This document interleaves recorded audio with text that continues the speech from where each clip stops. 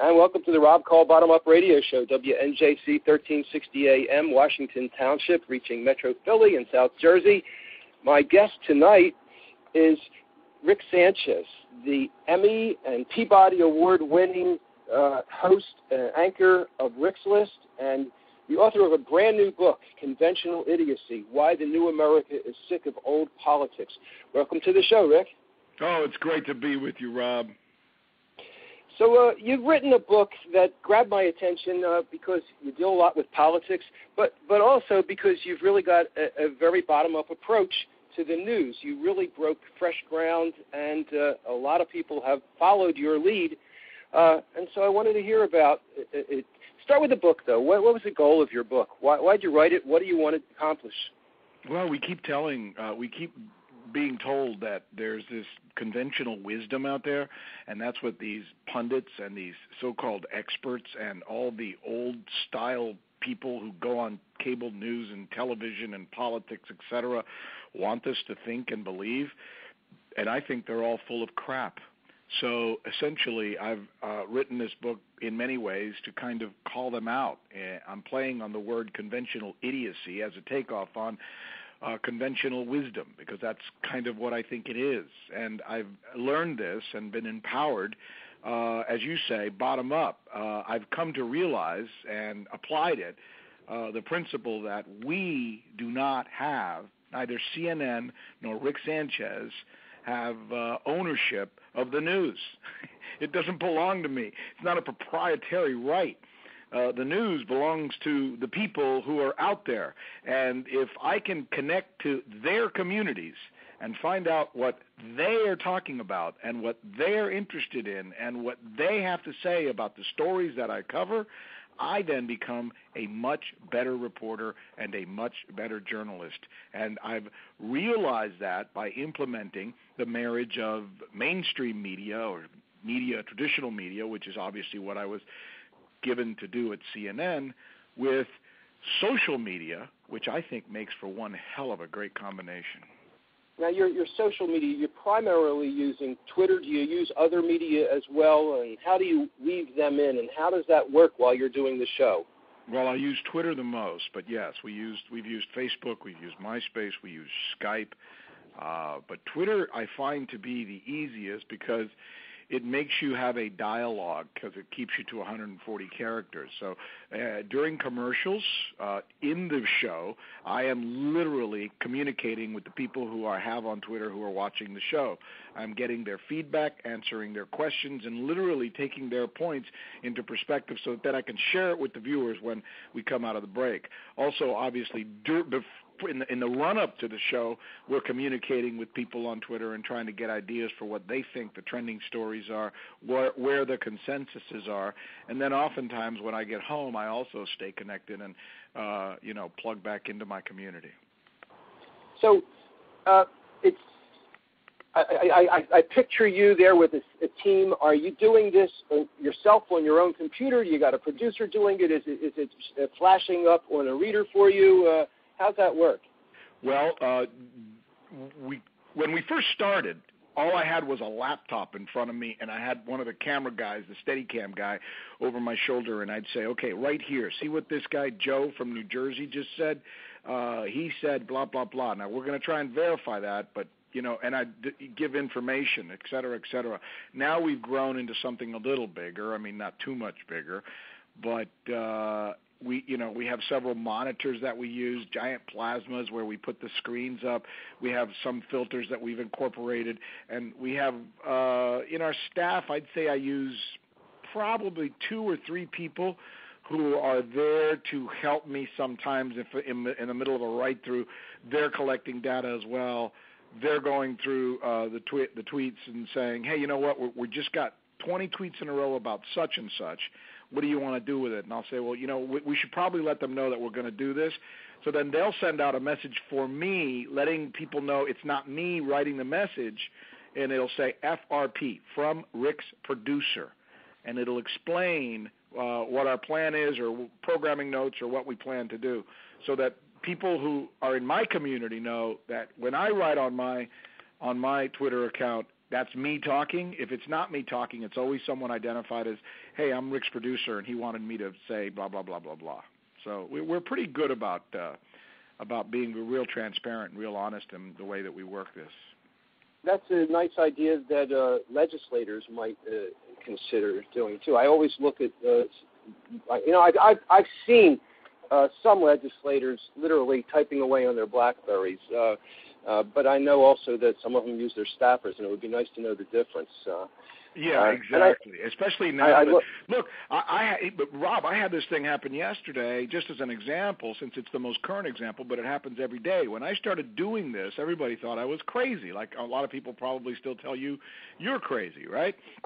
But here I was gathering an audience and gathering a community and gathering a social network.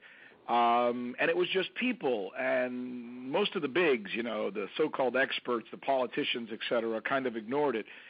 Then I started realizing that those guys started plugging into me, like they needed to talk to me because they felt like I was connected to other people in my community. So yesterday, the President of the United States is giving this speech, and I don't know if you saw the speech, but he just lambasts John Boehner, right? So he goes after John Boehner real hard.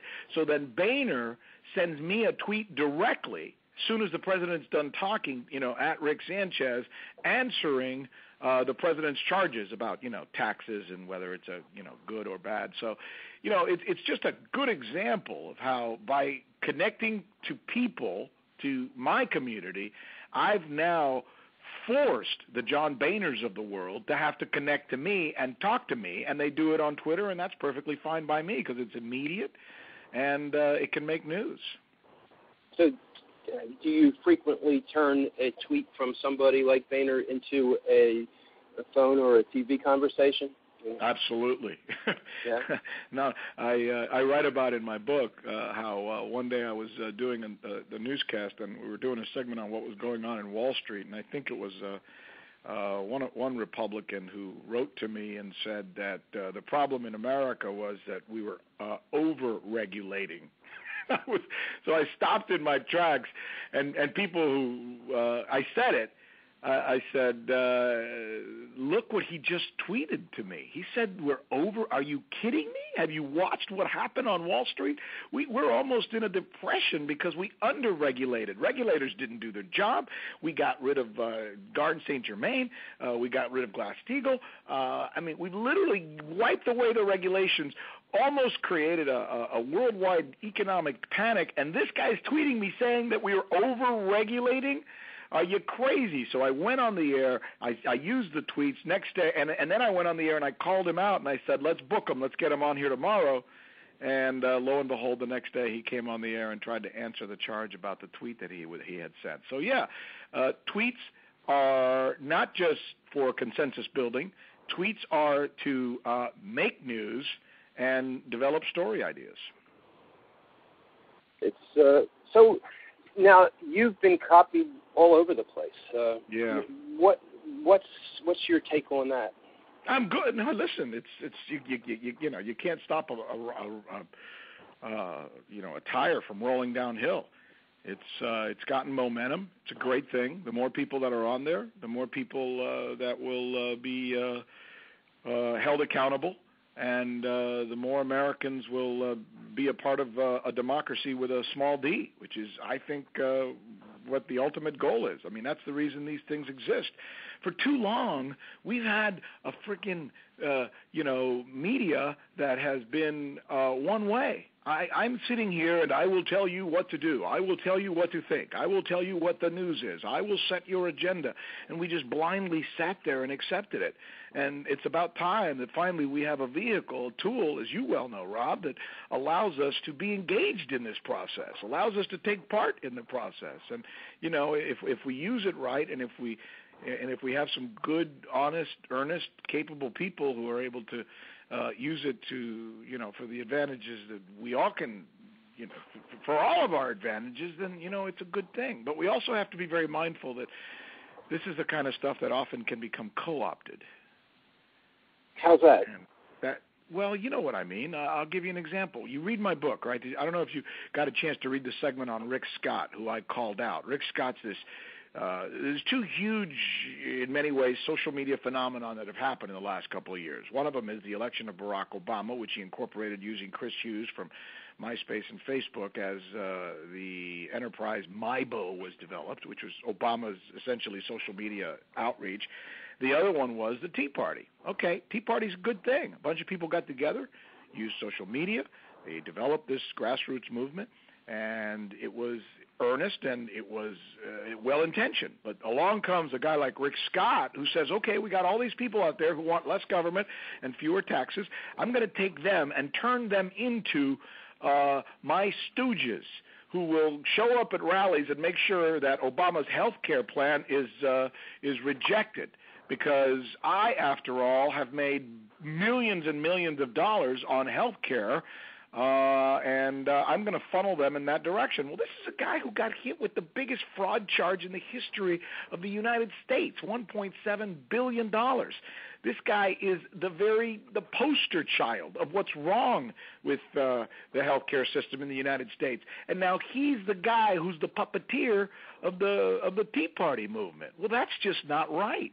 So I had him on my show. I write about this, and I told him what I just told you. I said to his face, you are literally the embodiment of what's wrong with the healthcare system, and now you're going around telling people that you don't want it to be changed.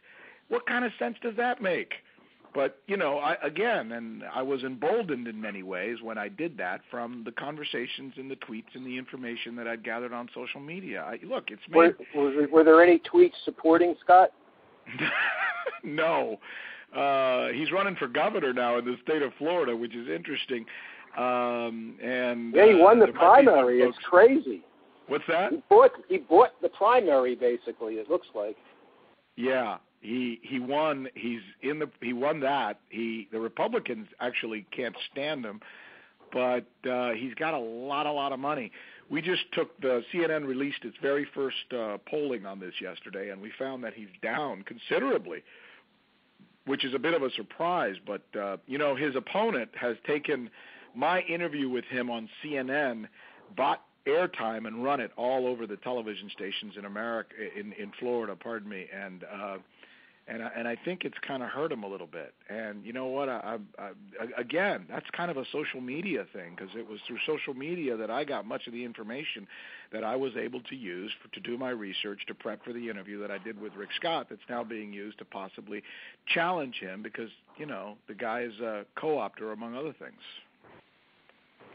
Well, I think what you're doing with the social media is really important. You have a line in your book where you say, connect, connect, connect. People who aren't connected can only see one side. People who are connected can see both sides and what's in between. I have this theory that we've made a transition. We're not only transitioning from top down to bottom up, but we're transitioning from an information era to a connection era. This summer, Facebook passed Google as in some of the measurements as the most popular site on the web. What do you think about that? I don't think there's any question about it, and I see it in my own family. I mean, look, I happen to be more of a Twitter guy because it's the type of conversation I like to have. My wife is an avid Facebook fan, and that's what she does. I see it in my children.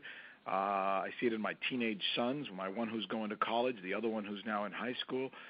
I've been doing interviews with people all over the country talking about my book, and it's funny how some people get it and some people are still trying to figure it out.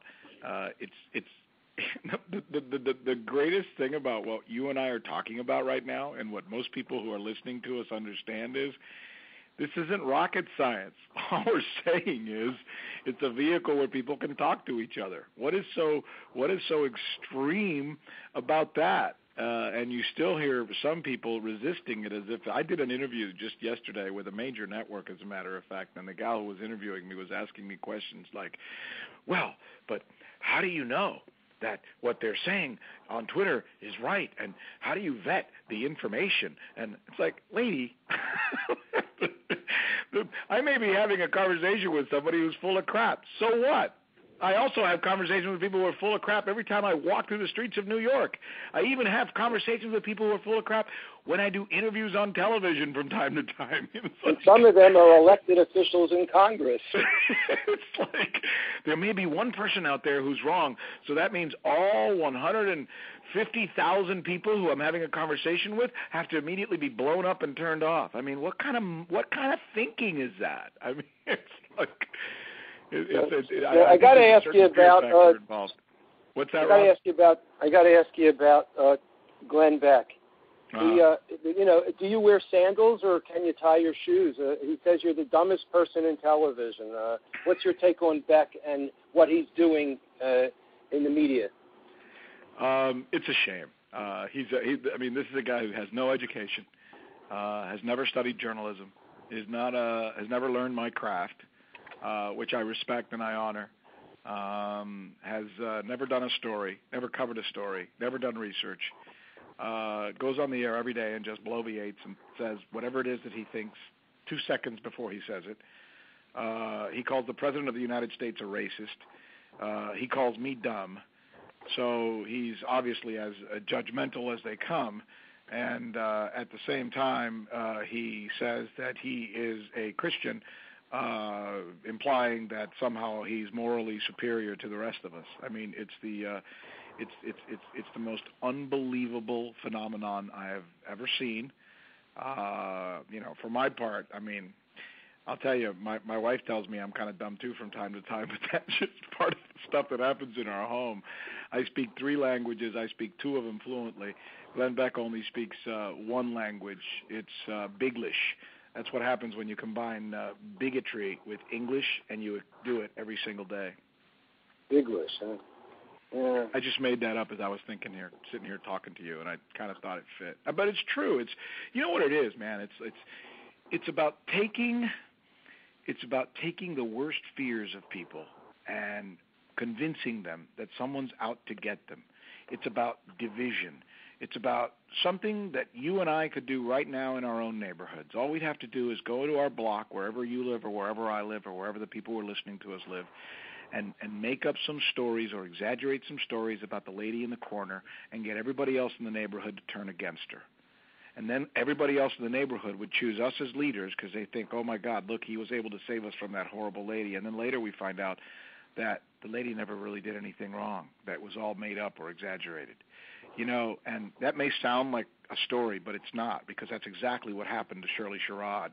And it happened when Breitbart and Fox News got together to essentially try and convince people that this black woman was a racist. And just in case they hear this interview and they say that what I'm saying is wrong, I'm not wrong. Breitbart used that information, that erroneous interview speech with that woman. He put it on his blog. Okay, big deal. Breitbart puts anything on his blog without checking it because he's an irresponsible jerk. So then Fox News took that information and put it on their blog. The official Fox News website had that Shirley Sherrod information for millions and millions of people to see. While at the same time, Bill O'Reilly was taping his show, which was going to air at 8 o'clock, and he already had the information in his show about Shirley Sherrod. Had it not been for some... Well, wait. Now, I just need to do a station ID. This is the Rob Kall Bottom Up Radio Show, WNJC 1360 AM, and sponsored by opednews.com. I'm speaking with CNN host Rick Sanchez, the author of a new book just out, Conventional Idiocy. And you were about to talk about Fox and Bill O'Reilly, who was my next question for you, another one of your favorites who you talk about in your book. He, interestingly enough, going back to, I'm just irritated because I've seen lately that Fox News has gone after Howard Dean, who said to Fox News, you guys were trying to essentially create division among Americans by calling this woman out, and you were wrong. And Fox News said, we didn't do it. It had nothing to do with us. It was Breitbart, and then she was fired, and we wouldn't have done the story or they implied, we wouldn't have done the story had it not been for the fact that the Agriculture Department let her go. Well, we know That's not true. Once again, and as I say in my book, Fox News lied. Fact of the matter is, they took the Breitbart information, which cast this woman as a bigot and a racist, and they put it on their blog. They put it on their blog for millions of people to see. They immediately jumped on the opportunity to tell a story about a person of color because they know it sells to their audience and their demographic. While Bill O'Reilly, the guy I talk about in my book, was doing a segment on her. He did eventually, and to his credit, by the way, go on the air and apologize. But this story that Fox News is trying to put out, that they wouldn't have done the story had it not been for the Agriculture Department firing her, is a lie. It's a bold-faced lie, and I think Americans should know that. Okay. So you get along with O'Reilly? This is not a kind of a situation like Keith Olbermann or anything along those lines? Well, he calls me the new guy at CNN, which is interesting. Every time he does a segment on Rick Sanchez, he refers to me as the new guy over there at CNN. I'm not quite sure what he means by that because I'm really all not that new, but I guess he means the fact that lately I've been coming on pretty strong and, making some inroads in many different ways. I respect him. At least I can say this. Look, there's a difference between Bill O'Reilly and Glenn Beck, okay? Bill O'Reilly's a journalist. He came up as a journalist. He's an educated man. He understands what we do. He understands the principles of journalism. He takes it to a degree which I'm not comfortable taking it to because obviously he's chosen an audience and then uses his show as a way to work just that demographic, sometimes at the expense of others. And I kind of think that's in the realm of bullying, and I'm uncomfortable with it. And I think he has... Do you think he's fair and balanced like he claims he is? Of course he's not fair and balanced. There's nothing fair and balanced about what Bill O'Reilly does. Why would he be fair and balanced? He works at Fox. The fact of the matter is, his job. Look. Let's not kid ourselves. Fox News is on the record saying they're not journalists; they're entertainers. They're there to entertain the audience. They're an entertainment enterprise. So that's what they do. They've chosen a specific audience which they're going to target. That audience is an audience that they're going to reach out to in many ways by at the expense of different audiences, oftentimes people of color, Hispanics, etc. And that's how they're going to get their ratings, and they're very good at doing that. But unfortunately, it's not always honest, it's not always fair, and rarely is it balanced. Okay. Recently, you made some comments about James Lee, the fellow who took some hostages at the Discovery Channel, and you got some criticism for that. Can you talk a little bit about that? Now, the criticism was from a David Horowitz's site, which is certainly a right-wing site. Can you discuss a little bit that experience? Yeah, I don't read all. If I was to sit around and read all my critics, I'd go crazy. But I think what they were saying is that while this guy was still in holding hostages inside a building, I said that as a Save the Planet activist, his intentions may be good, but certainly it appears that he's taking it too far. That was my direct quote, which they criticized, saying I seem to be giving the guy the benefit of the doubt only because he was for saving the planet. Well, what's wrong with that? Generally speaking, I would think that if somebody wants to spend their time as an activist saving the environment, that's a good thing. When they decide that they're going to take a gun and threaten the lives of other people, suddenly that's not such a good thing, which is all that I was saying. What was his point? I think he was saying that if this guy had been something else, a different type of activist, I wouldn't have said that. Is that what his point was? They quote you as saying he's a bit of an activist, a guy who truly believes seemingly in his heart that he needs to do all he can to save the planet. Most watching this would argue he may have taken it way too far on this day by endangering the lives of people in this building, as he seems to be doing right now. And then they say most seems to be, what the heck? Is Sanchez qualifying his condemnation as a tactic for the Al Jazeera crowd? if CNN wants to salvage any dignity on their trip to the ratings cellar, this airhead has got to go right now. Of course, this is, far-right stuff. I've had on my show Will Potter, who writes Green is the New Red, about how people who protest for the environment are treated as eco-terrorists. Now, this guy, do you think he was an eco-terrorist or a kook, or where would you take this? The guy was obviously a kook.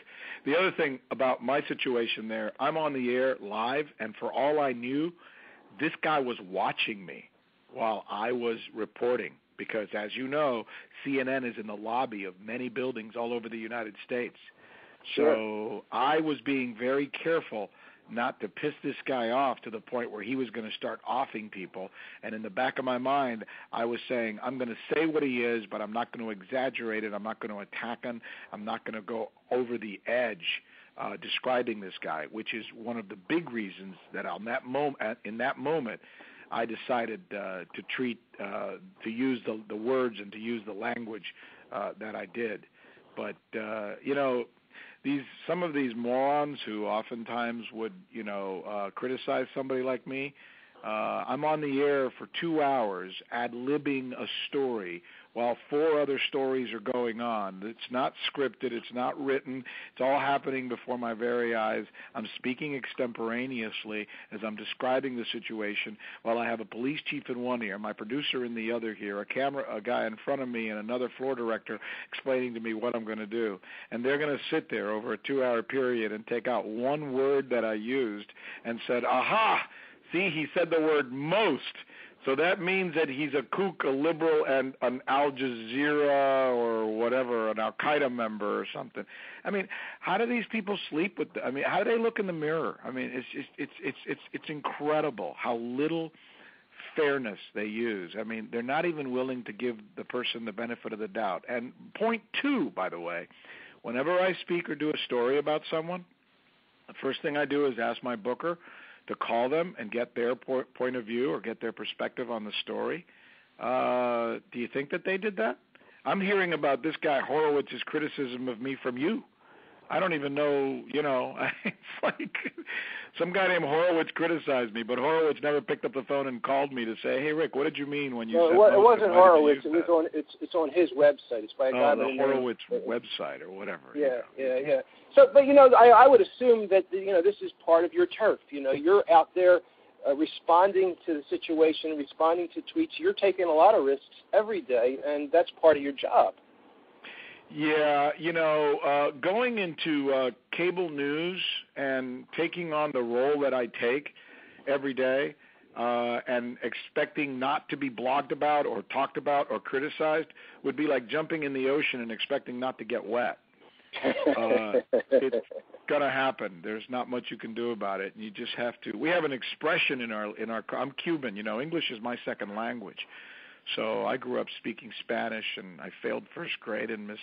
Eventually, I learned to speak English pretty well enough to do this news thing on CNN. But I always heard my mom and dad and all my uncles say, this phrase. It's "coge fama y acuéstate a dormir," which means once you've gotten famous, you might as well take a nap because there's nothing you can do to control what's going to happen beyond that. And to a certain extent, that's true. You live your life, you do the best you can, you love your wife, you love your children, you feed your dog, you go home every day, and you try and be as earnest and as good as you possibly can. We pray. But you had a really rough experience when you were working in Florida that you write about in your book with was he a mobster, Alberto San Pedro? Yeah, that's a great story. I was a young man, and I got pretty good at what I was doing, and I started thinking I was really, really smart, and that's the worst thing you could ever do in your life. And I almost got a little too big for my own britches back then. And I was young and stupid, and I was like in my early 20s, and I was an anchor on TV. And so suddenly, Miami was in its heyday, and I was going out and hanging out at the bars and hanging out with great-looking women. And I was. Were you married then? No. I was single, of course. And I got into the fast lane. I met this guy. Before I knew it, this guy was being investigated by organized crime. I didn't even know that. suddenly I show up on all the wiretaps. It was a nightmare. It's a great movie one day. You lost next your job. thing you know, I'm running from the police. I'm worried about what's going on with this guy. I lose my job as an anchor.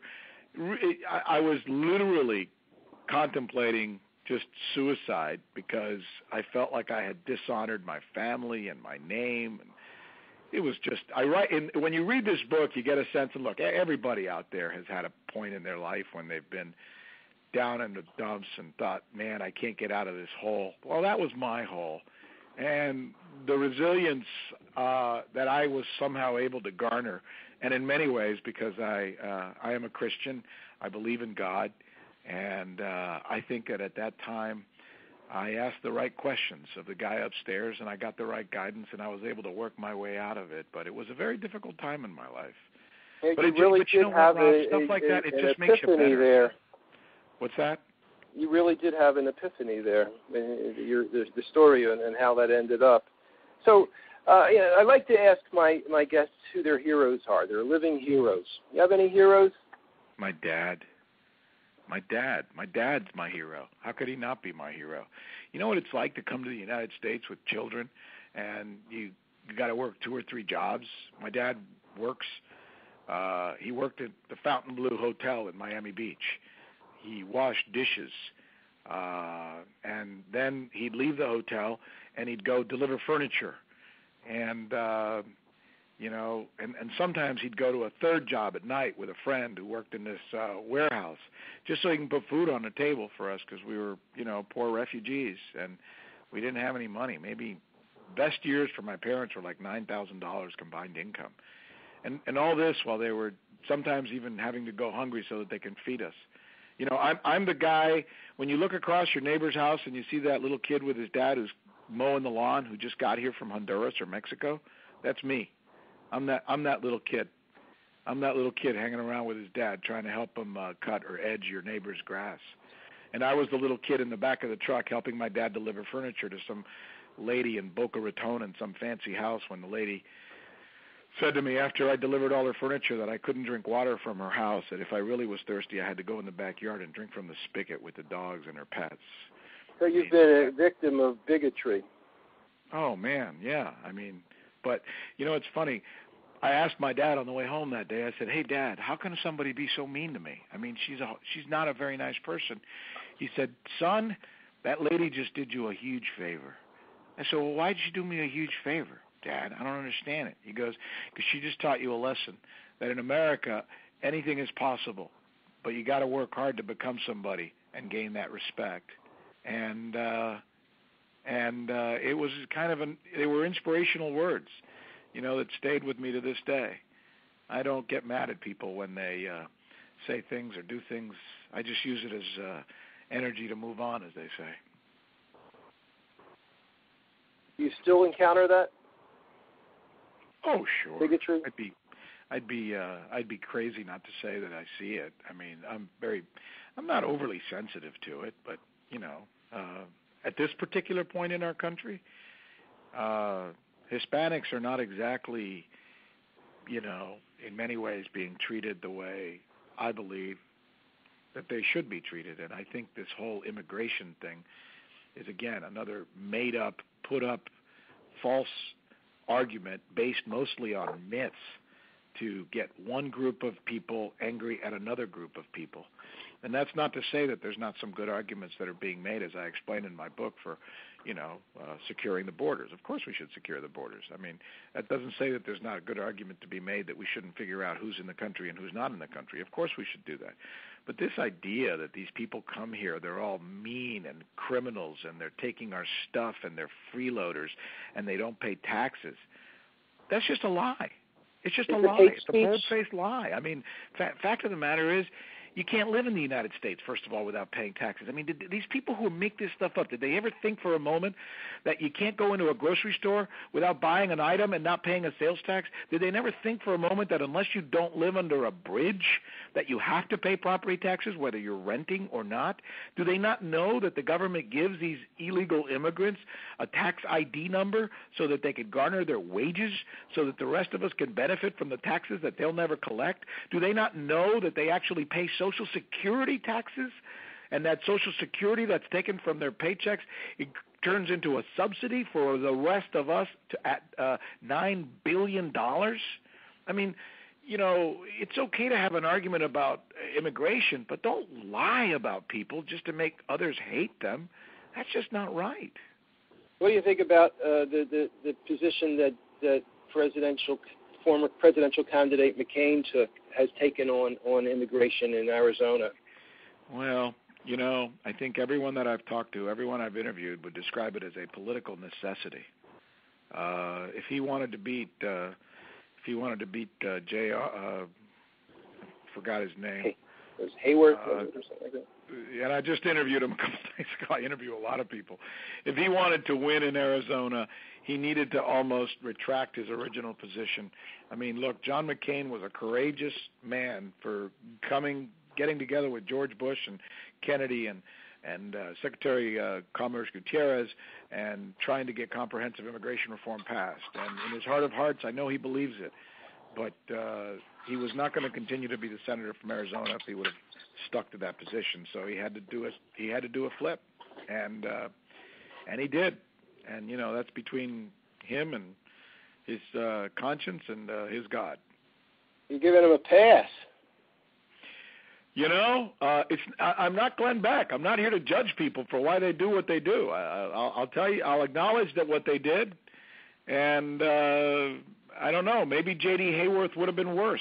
Maybe he was thinking to himself, I have to take this position because if the other guy gets in here, he's really going to go after these people, and that's not going to be good. So let me move a little bit to the right, and then I'll go, you know, all the Republicans are saying he just did that to get elected, and now he's going to go back to the left or the moderate or whatever it is they call John McCain. I got to do a meta comment here. The reason I said you're giving him a pass is because I really do appreciate the way you pursue. You write about it in your book about how you don't just accept an answer, and there are so many times when I see it and so many of my writers and readers see it where anchors will just accept what somebody says. A politician says this, and there's a huge amount of facts that reject that. You've got your followers on Twitter who can tell you, come on, question this guy, and you do it. You're right, and I appreciate that. And I do it. I did it with Rick Scott. I did it with Dennis with the Mint. I've done it time and time again with people on both parties. You know, and if I was sitting here talking to John McCain right now, you're probably right. He's not a fan of mine, I believe, and I'm not sure he likes being interviewed by me. And lately, he's turned down every request. But if I was sitting here talking to John McCain right now, I would say to him something very similar to what I just said to you. Why, if you were the courageous guy who pushed comprehensive immigration reform then, did you suddenly turn into the guy who ran away from it? Were you so intimidated that you would lose the race? And are you worried that later on you're going to have a tough time looking at yourself in the mirror for making that decision, for making that flip? Okay, so you do this with a lot of your guests. Do you lose a lot of guests? I mean, I believe that a lot of journalists are afraid to ask those questions. They're afraid to do like the guy, forget the guy from Rolling Stone who did the story about McChrystal, who now doesn't have access to the military, now can't get embedded. Do you couch your pursuance of questions with the concern, I'm not going to be able to get this guy on again? What goes through your head? I personally believe that you should never trade access for good reporting.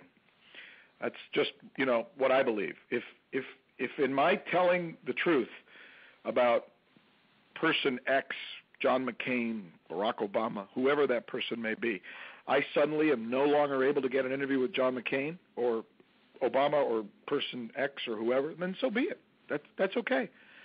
It doesn't matter. What matters is that I don't kowtow, that I don't renege on my principles, and that I don't cheat my audience. Because that's what, when I went to the University of Minnesota and studied at the Eric Sherrod School of Journalism, that's what I was trained to do. That's the oath I took. That's the commitment that I made to my profession, not to be friends with these guys. I'm not even comfortable with these.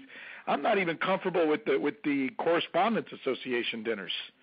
I'm not comfortable with the reporters who hang out with their sources in Washington, D.C. In fact, I tend to think the guys who know the most about politics are the guys who are nowhere near Washington, D.C., because some of those guys, I think they're too close to them. Okay, now I got to ask you a question for my progressive listeners. Who do you have on your show who is really a progressive? Roland Martin. Roland Martin from CNN. He's your progressive. I don't know. I would. Some people might not say he's too progressive or not progressive enough, but yeah, we do a segment. It's called R&R, Rick and Roll. Well, I don't know if it's Roland and Rick or Rick and Roland, but he comes on all the time, and he's very much a progressive. I'm going to challenge you to look further left. There's a lot of a spectrum of opinion that goes way beyond rah-rah Obama. If you look at my site, it's mostly criticism of Obama, not the reason that the Tea Partiers have, but because Obama hasn't done enough. Not that progressives expected anything from him who are realistic, but the other side of it is there's a lot of criticism of Obama that's because he's not a socialist in any way. That's a joke. I just interviewed yesterday Bob Scheer, former L.A. columnist who runs Truthdig now. He's joking. Obama, a socialist? Come on. And it would be nice to see CNN bring on some people who really are liberal and progressive rather than people who are moderate Democrats. Just a little. Well, you make a darn good point, Rob. Things have shifted very much. What used to be, look at the Republican Party in and of itself. It's crazy. The idea that these guys who are moderates today are being chased out of the party, literally just thrown out in many ways. They would throw out Reagan and Nixon in a flash. They would never, ever. Even Scheer said Goldwater would not even make it as a Republican. No. Reagan would never make it as a Republican today. Goldwater wouldn't make it as a Republican. Nixon wouldn't make it as a Republican. They'd be called lefties. Rob, I'm out of time.